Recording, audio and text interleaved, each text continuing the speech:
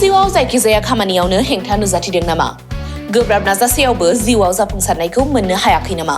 जुदि नोंथाङा बेफोर बायदि जेंनाफोरजों मोगा-मोगि जानांदोंब्ला बे खेबनिफ्राय जिंगासिनांगौ गैलिया। मुलुग दरबाराव तन्त्र मन्त्रनि थाखाय बयनिख्रुइबो मुंदांखासिन थावनियानो जादों मायां। मायांखौ साधु बिद्यानि रायजो होननानैबो मिथिनाय जायो।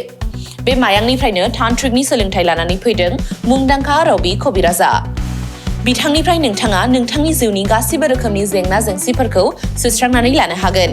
बिसि-फिसायनि गेजेराव जेंना, गोसो थोनाया गारनानै थाङोब्ला लाबोफिननाय, जुलिनि जेंना, साख्रि मोननो हायै, हा-हु, धोन-सम्पथिनि जेंना, बायदि बायदि जेंनानिफ्राय उदां जानो एबा सुस्रांनानै लानो थाखाय नोंथाङा दिनैनो दानो जगाजग खालामनो हागोन रबि कबिराजखौ। रबि कबिराजखौ जगाजग खालामनो थाखाय मबाइल नाम्बार 7099193841 एबा 7086047381 आव कल खालामनो हागोन।